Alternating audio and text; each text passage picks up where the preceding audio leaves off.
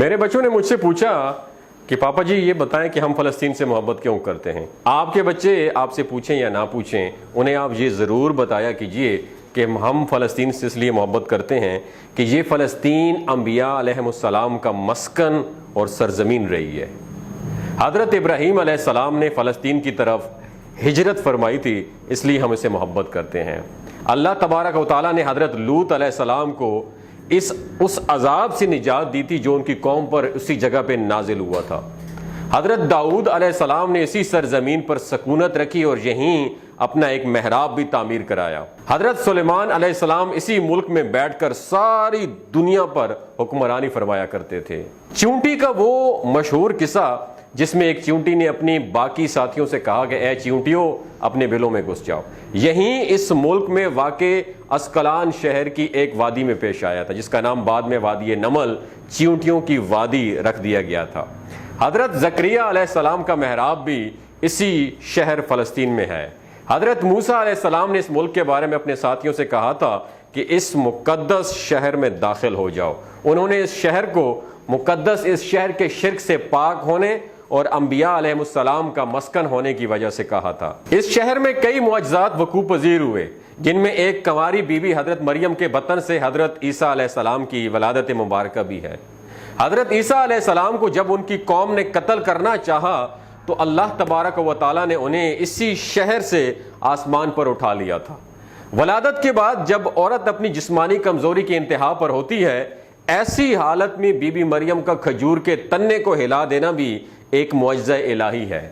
قیامت کی علامات میں سے ایک حضرت عیسیٰ علیہ السلام کا زمین پر واپس تشریف لانا اسی شہر کے مقام پہ سفید مینار کے پاس ہوگا۔ اسی شہر کے ہی مقام باب لد پر حضرت عیسیٰ علیہ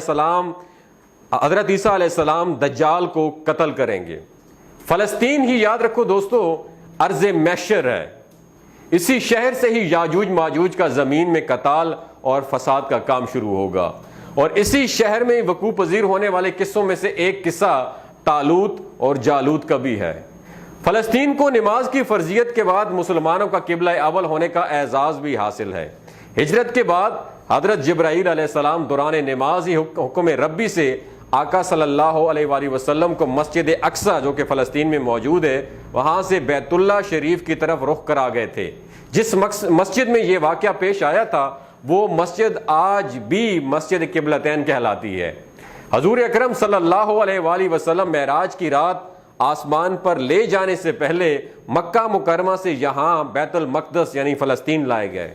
سرکار دو عالم صلی اللہ علیہ وآلہ وسلم کی اقتداء میں انبیاء علیہ السلام نے یہاں مل کر نماز ادا فرمائی، اس لیے اس طرح فلسطین ایک بار پھر سارے انبیاء کا مسکن بن گیا۔ سیدنا ابو ذر رضی اللہ تعالیٰ عنہ کہتے ہیں کہ میں نے رسول اللہ صلی اللہ علیہ وآلہ وسلم سے عرض کیا کہ زمین پر سب سے پہلی مسجد کون سی بنائی گئی؟ تو آپ صلی اللہ علیہ وآلہ وسلم نے فرمایا کہ مسجد الاحرام یعنی خانہ کعبہ۔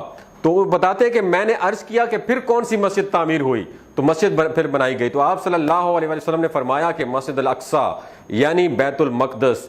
میں نے پھر عرض کیا کہ ان دونوں کے درمیان کتنا فاصلہ ہے؟ تو آپ صلی اللہ علیہ وآلہ وسلم نے فرمایا کہ 40 برس کا۔ تو جہاں بھی نماز کا وقت پا لے تو وہیں نماز ادا کر لے، بس وہی مسجد ہی ہے۔ وصال حبیبنا صلی اللہ علیہ وآلہ وسلم کے بعد حضرت ابو بکر رضی اللہ تعالی عنہ کو ارتداد کے فتنہ اور دیگر کئی مشکلات سے نمٹنے کے لیے عسکری اور افرادی قوت کی اشد ضرورت کے باوجود بھی ارض شام فلسطین کی طرف آپ صلی اللہ علیہ وسلم کا تیار کردہ لشکر بھیجنا بھی ایک ناقابل فراموش حقیقت ہے۔ اسلام کے سنہری دور عمریہ میں دنیا بھر کی فتوحات کو چھوڑ کر محض فلسطین کی فتح کے لیے خود حضرت عمر کا چل کر جانا اور یہاں پر نماز ادا کرنا اس شہر کی عظمت کو اجاگر کرتا ہے۔ دوسری بار معراج کی رات بروز جمعہ 27 رجب 583 ہجری کو صلاح الدین ایوبی کے ہاتھوں اس شہر کا دوبارہ فتح ہونا بھی ایک نشانی ہے۔ بیت المقدس کا نام قرآن سے پہلے تک ہوا کرتا تھا، قرآن نازل ہوا تو اس کا نام مسجد اقصی رکھا گیا۔ قدس اس شہر کی اس تقدیس کی وجہ سے ہے جو اسے دوسرے شہروں سے ممتاز کرتی ہے۔ اس شہر کے حصول اور اسے رومیوں کے جبر و استبداد سے بچانے کے لیے 5000 سے زیادہ صحابہ کرام رضوان اللہ تعالی اجمعین نے جام شہادت نوش کیا، اور شہادت کا باب آج تک بند نہیں ہوا، سلسلہ ابھی تک چل رہا ہے۔ یہ شہر اسی طرح شہیدوں کا شہر ہے۔ فلسطین کی عظمت کا اندازہ اس بات سے بھی لگایا جا سکتا ہے کہ یہاں پر پڑھی جانے والی ہر نماز کا اجر 500 گنا بڑھ کر دیا جاتا ہے۔